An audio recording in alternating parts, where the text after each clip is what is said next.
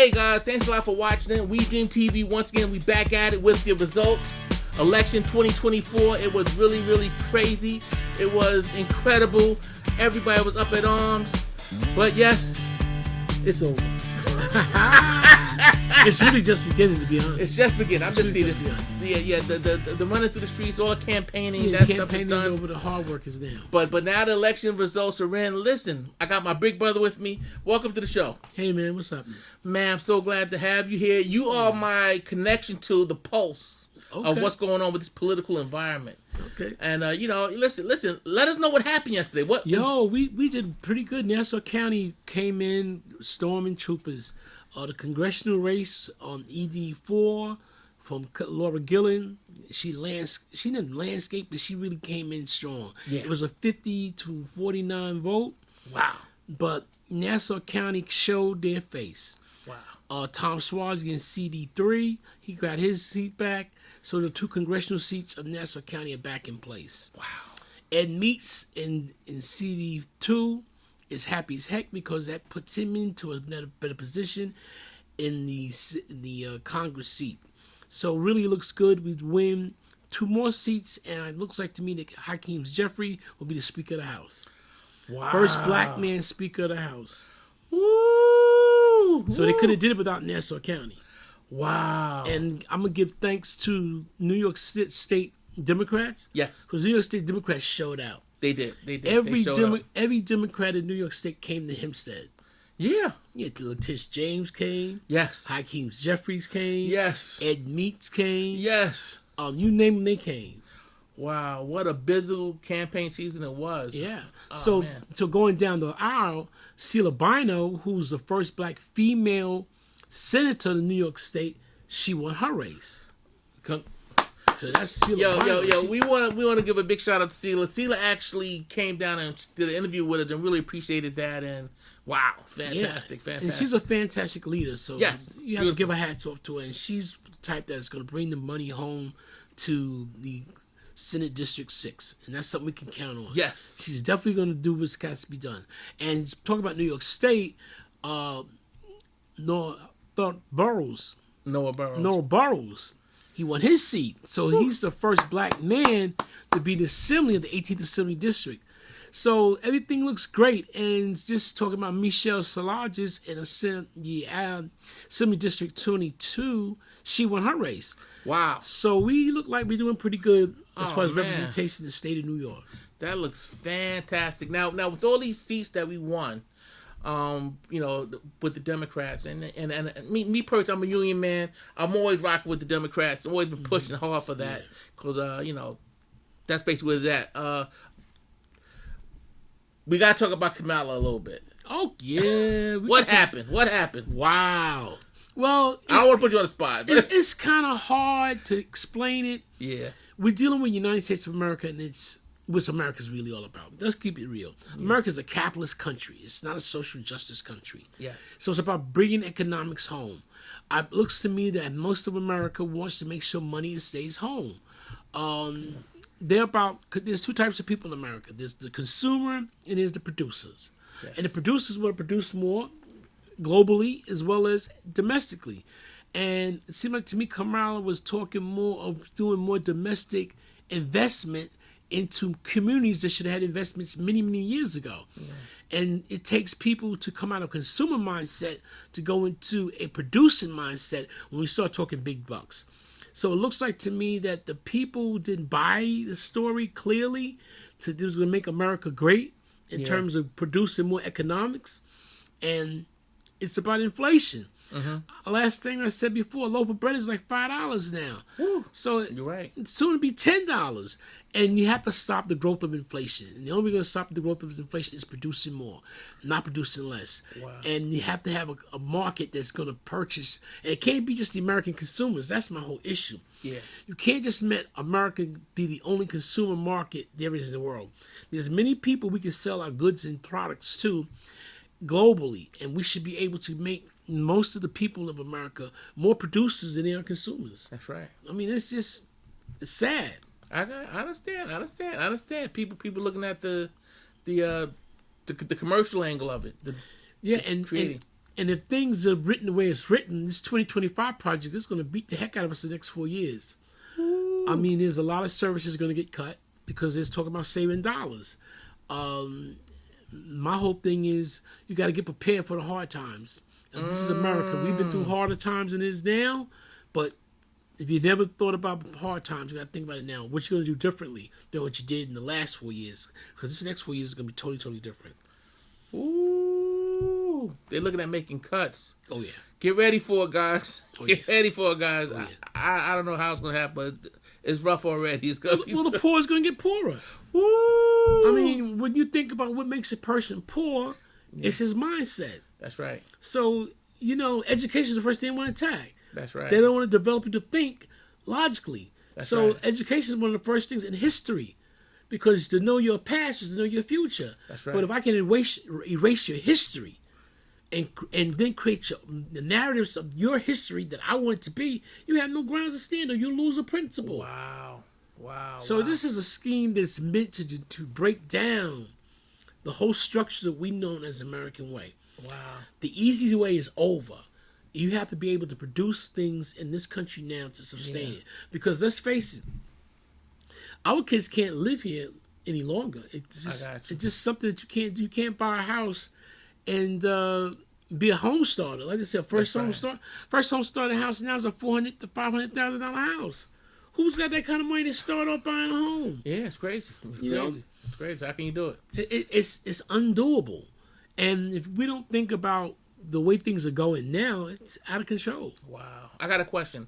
To the people right here in Nassau County, a lot of my viewers at home are regular lay guys. They got jobs. They live in the shuffle of this world.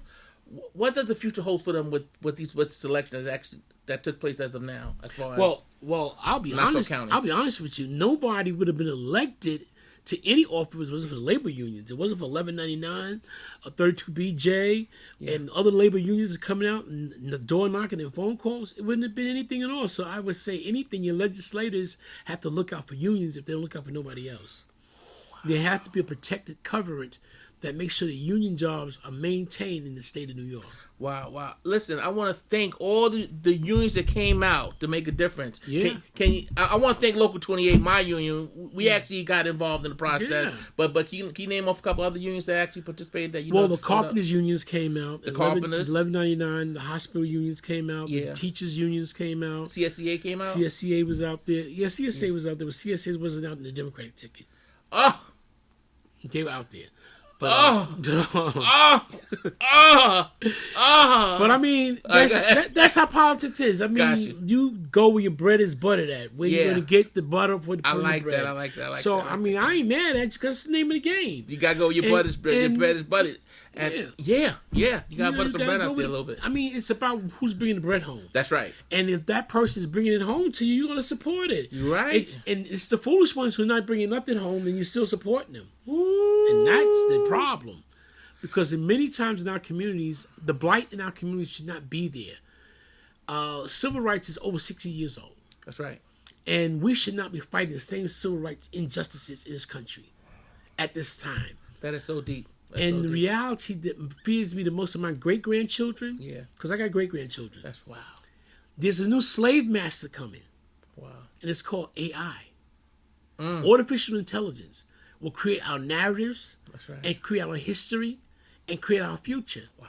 Because we're not investing into our past to make it a part of our future. Wow. It's saddening. Wow. It's the climate is serious. How do you feel about education and being involved in politics at this point? Well, education is politics. Got you. I mean, are we getting a full-fledged knowledge? No, because they have to develop consumers. So the consumer market, I mean, everybody go to college. You paid your tuition to go to school. Yeah. Why? Did it guarantee you a job? Did it guarantee you a career? Wow. Some did, some didn't. So to create economical wealth through education is how much you put into it and where you're getting it from. And who has a passion to give it to you. Because a lot of these institutions are just here to make money. Gotcha. They just say this, they're like a brand, you know, like wearing a Nike jersey. I'm a Hofstra Yale student, That's you know. right. That's a brand, and that brand gives me a certain amount of kicks, you know, but it still costs you $1. Wow. So the regulation of education is what I'm going to talk about. Wow. Go ahead. There should be a certain amount of money that a person has to pay for education. Yeah. And it should be capped. That's right. It shouldn't be able to go up as inflation goes up for education, because a lot of these institutions get kickback from the government. Okay. They get endowments, they get grants. That's right. And they get matching funds. That's right. So there shouldn't be a burden on anybody who wants higher education. It should be a given. That's right. It's almost like public education is a given. There should be a given, because at this point, a high school diploma gets you nothing but sweeping a broom. And then you have to pick out what kind of broom you want to sweep with. That's right. You know? That's right. And the world is different now. Yeah, the world is totally different. I mean, the labor force is in trouble. I mean, nobody's out there picking peas and carrots anymore. I mean, we have machinery that does that. That's right. You know, technology is booming. Wow. And I'm saying education should be on a different level than it is now. Yes. It shouldn't cost you an arm and a leg to get a master's degree. That's right. You know, when you're in debt for the rest of your damn life. Yeah. It shouldn't be that way. It shouldn't be that hard. And no one can tell us why it's that way. You know, if you ask, they'll say, well, it costs money to get an education. You know, it costs money for you to run this institution. That's what it's just. Man, it's crazy. It's crazy. So these kids come out, they get these educations, and they got this big debt on it. And now they trying to figure out how they got to get up. You know, some get out, some don't.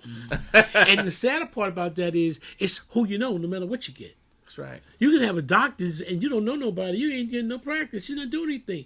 It's the society that you put yourself into, whether it's a fraternity or whether it's a frat. And those organizations get you networking, that gets you the bread and butter that you need with that degree. That's right. Degree ain't just it's on its own. It's who you associate with to get you where you are. It's your network. It's who you know. Wow. And if you're in an isolated situation, you're not going anywhere in your isolation. Yeah. You know, no one's going to come to you and say, here's $1 million. No, it's not going to happen. You know, so it's not going to happen. It's who you know. I got one more question. I got two more questions. Okay, cool. This question, to those that got elected, especially the ones that we support right here in Nassau County, Laura Gillen, Noah Burrows, Sheila Bino, how can we support? What are we expecting them to do as far as being elected off? What do we want to see the return on getting them in office? Okay, here's the major thing. Go ahead. Education is a major thing in our community. We know education takes us out of poverty. Gotcha. So if we're not putting the dollars to get quality state-of-the-art education in these districts, in CD4, and Assembly District 6, and Assembly District 18, and Senate District 6, then we're in trouble, because we're sending you to Albany and we're sending you to Washington to bring the money home. That's right. And we need to educate our communities. Our communities need to be able to be on the same level playing field that any other neighboring communities have. We shouldn't be lacking at all, because the dollar is being split in Albany. You need to be up there in Albany, getting that dollar, bringing it back home, and making it happen. Make it happen. Yeah. And then there's no such thing as deduction in taxes, but there is such thing as putting a cap on taxes. Gotcha. And a lot of homeowners, especially senior homeowners, are being hurt. So you have to bring back dollars that can help them in their tax burden, getting tax relief. That's right. So those are things that we send people to Albany for, and we send people to DC for. To again and again and again, it's about money. It's nothing about social justice. I mean, social justice is important. Yeah. But they got to get busy now. Yeah. They got to get busy. Okay. Because if we were making money, and I tell people the same thing, if everybody was making $300,000 a week, yeah, ain't nobody sticking nobody up. No. Ain't nobody selling no drugs in no corner. No. Ain't nobody robbing nobody. Everybody's doing wealthy. Yeah. So no problem. So if the quality of life was based on the education that you receive, there should be quality of education everywhere in the district. Therefore, there shouldn't be any poverty that you can look at unless there's mental or deranged or something wrong with the individual. And even that, mental health, we should be putting money into mental health, because a lot of mental health is going to the wayside. In my village, which I live in the village of Hempstead, mental illness is a serious issue. Oh, yeah. I've seen some things. And it's serious. Oh, yeah. And it's not about no immigrants, and it's not about people who don't belong here. It's about the people that are here suffering from the suffering. And some of it we can see plain and some we just can't see. But there needs to be more intervention for that. That's a crisis that's never... We can build as many apartment buildings we want in the village, but if we don't take care of that crisis, we're in trouble. Man, when it comes to the housing, I see a lot of storage units getting put up. Oh, yeah. And the next question is, why are they putting up so many storage units? Are they looking to kick people out their homes? People are losing their homes. Wow. First of all, seniors are growing. The baby boomers are booming it out. They're in their 60s and their 70s and their 80s. Yes. So they're going to leave a home empty. Now, when that home comes empty, more than likely their relatives is going to sell that property. They're not going to maintain and keep it, because if they did, it'd be great. Yeah. But 9 times 10 they're not. So they're going to move out. Okay. Or if those older people get to a point where they can no longer pay their taxes, they're going to sell their property. Yeah. So what they're going to do, they're going to move into an apartment. What are you going to do with all their things? They're going to put in storage. Storage units. Into storage units. So there's a lot of property. I know something's going on. They got a plan, because it's... I sit on Hempstead Board of Appeals, Zoning Board of Appeals. I have a lot of developers in my village that are taking single houses, plenty of them, and pick them into 2-family homes. At least they want to make 2-family homes. But what they're telling us is that they're getting these properties for cheap, and now they're trying to maximize their dollar by making them double property. So... And I'm talking about hundreds of houses. Wow. It's not just a couple, it's hundreds of them. Gotcha. We get it every month. We get stacks of property that people want to convert from a single unit to a 2-bedroom or to a mother-daughter house, or put 2 properties on 1 lot. Yeah. So, and they're trying to also congest us into density. So density brings problems with it itself. So the storage units is not there to help. It's here to get rid of people who don't have nowhere to live. Wow. Another question I have to the ones that got elected in: what can the layman, a guy like myself, people that like me, how can we support them? No, how can they support you? It ain't about we support them. Wow. We supported them by putting them in office. Their job now is to support us. We ain't got to give them nothing no more now. We did our job. We did our job for you. You got to now do your job for us. Bring it home. Bring it home. Bring the bacon. Yes. Come on now. Wow. You know what? And there's no such thing as something I can't do it. If you can't do it, you need to get out that seat. Ooh. This is not a game. If you don't bring it home, you need to go. You're gonna have to go. And I'm not worried. I mean, to be honest, I've lived in America all my life. Got you. So immigration is not a real issue for me. Got you. My relatives immigrated from one part of the South to the North. That's right. Because it was better here. Mine too. So I don't have a problem with immigration. What I have a problem with is you making it easier for me who's been here. I'm a staple. I'm just as Tom Swazi said last night, I'm just as American as apple pie. Ooh. So, I mean, America's is the African American. We built America. And we need to get our fair share of America. So it's not about what we can do for you. It's what you can do for me. Because I did for you. Ooh. I got the vote for you. I made sure you got in the seat. I gave you the support, the finances you needed, the branding that you needed, the knock on the doors you needed, the phone calls you needed. What else you need from me? But bring it home now. Bring it home. I know exactly. Bang the streets out for you guys. Banging and banging and banging and banging and banging and banging.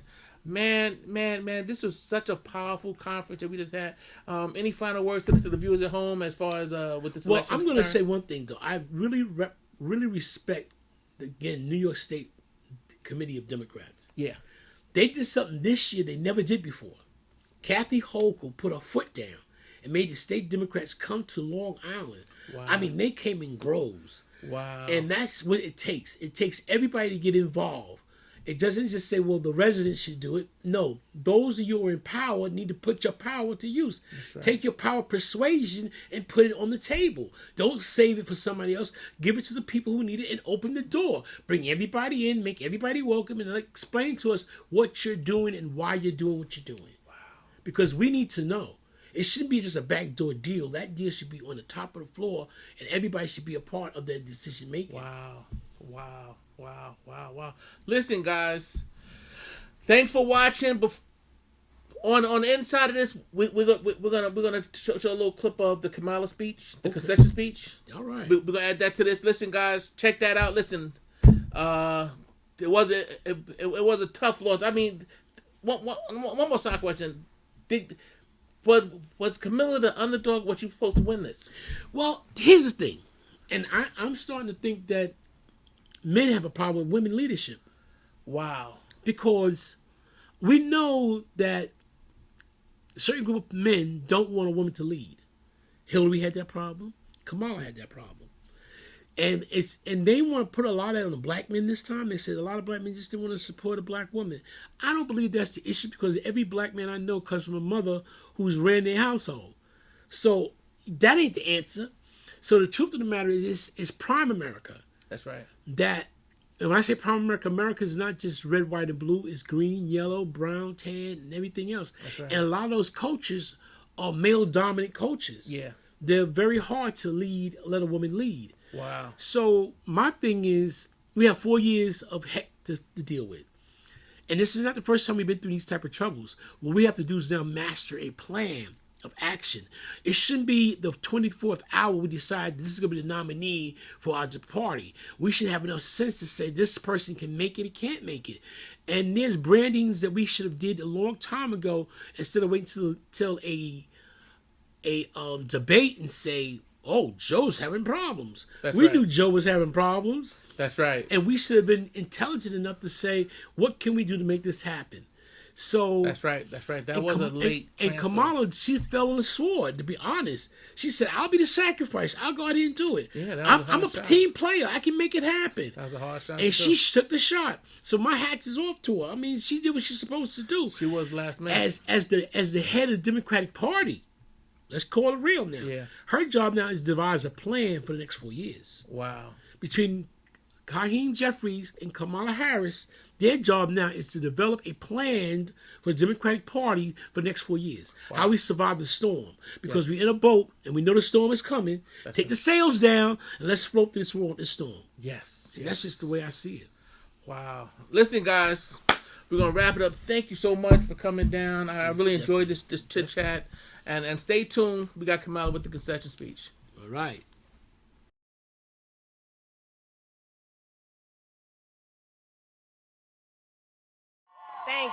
Thank you. So let me say, and I love you back. So let me say, my heart is full today. My heart is full today, full of gratitude for the trust you have placed in me, full of love for our country, and full of resolve. The outcome of this election is not what we wanted, not what we fought for, not what we voted for, but hear me when I say, the light of America's promise will always burn bright. As long as we never give up, and as long as we keep fighting.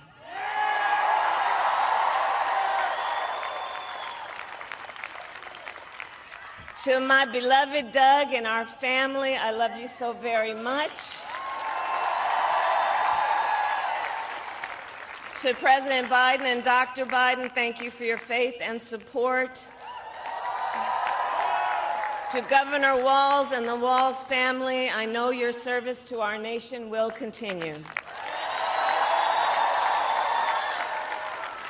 And to my extraordinary team, to the volunteers who gave so much of themselves, to the poll workers and the local election officials, I thank you all. Look, I am so proud of the race we ran and the way we ran it. Over the 107 days of this campaign, we have been intentional about building community and building coalitions, bringing people together from every walk of life and background, united by love of country with enthusiasm and joy in our fight for America's future. And we did it with the knowledge that we all have so much more in common than what separates us. Now, I know folks are feeling and experiencing a range of emotions right now.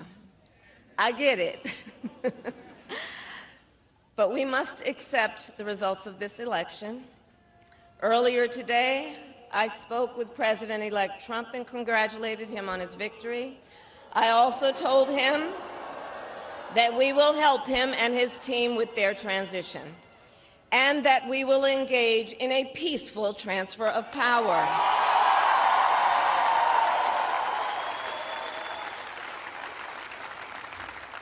A fundamental principle of American democracy is that when we lose an election, we accept the results. That principle, as much as any other, distinguishes democracy from monarchy or tyranny. And anyone who seeks the public trust must honor it. At the same time, in our nation, we owe loyalty not to a president or a party, but to the Constitution of the United States.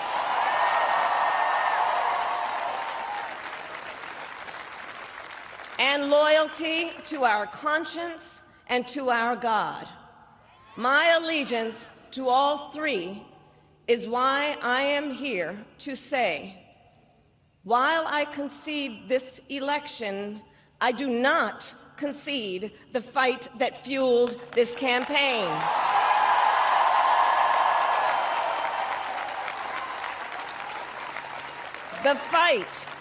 The fight for freedom, for opportunity, for fairness, and the dignity of all people. A fight for the ideals at the heart of our nation, the ideals that reflect America at our best. That is a fight I will never give up.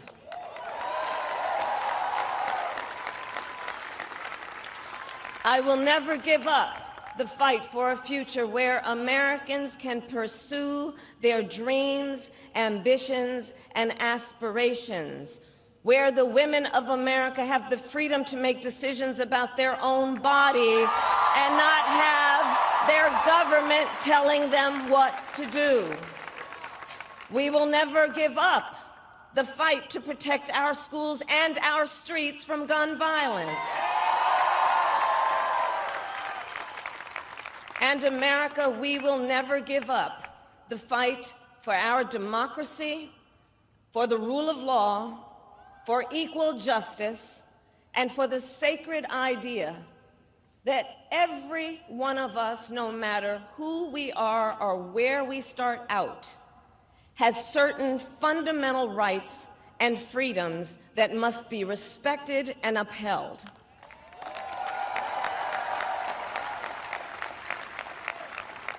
And we will continue to wage this fight in the voting booth, in the courts, and in the public square.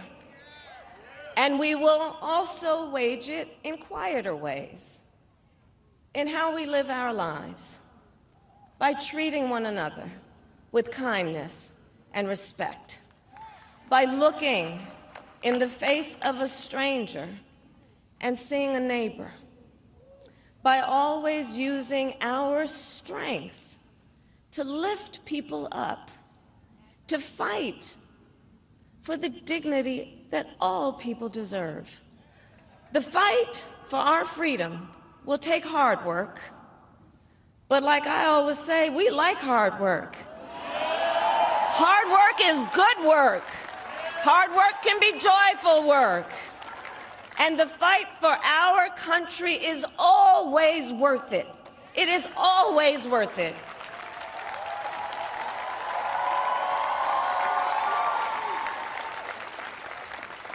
To the young people who are watching, it is... I love you. To the young people who are watching, it is okay to feel sad and disappointed, but please know it's going to be okay. On the campaign, I would often say, when we fight, we win. But here's the thing. Sometimes the fight takes a while. That doesn't mean we won't win. That doesn't mean we won't win. The important thing is don't ever give up. Don't ever give up. Don't ever stop trying to make the world a better place. You have power. You have power. And don't you ever listen when anyone tells you something is impossible because it has never been done before.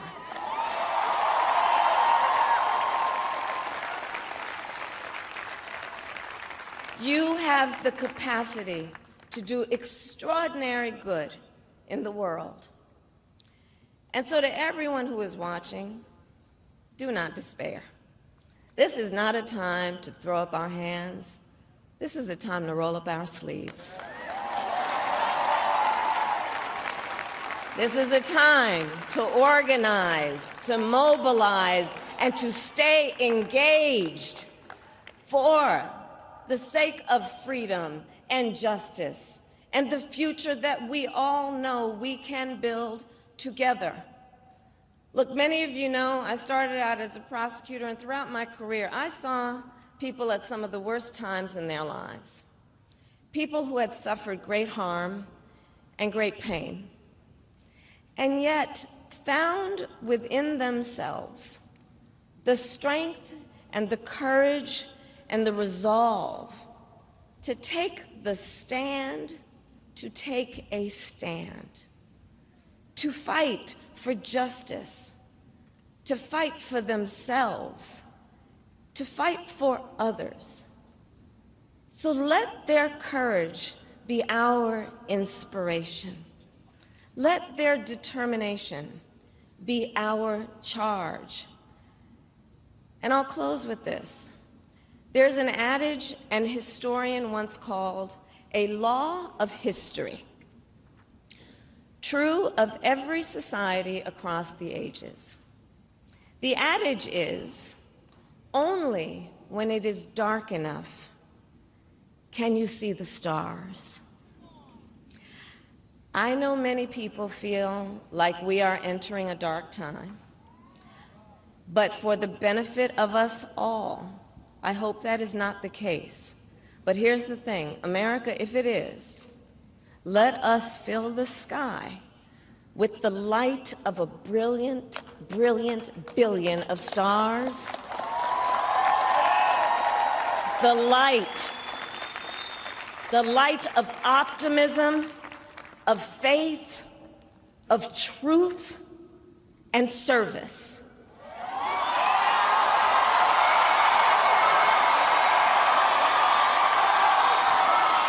HU. And may that work guide us, even in the face of setbacks, toward the extraordinary promise of the United States of America. I thank you all. May God bless you, and may God bless the United States of America. I thank you all.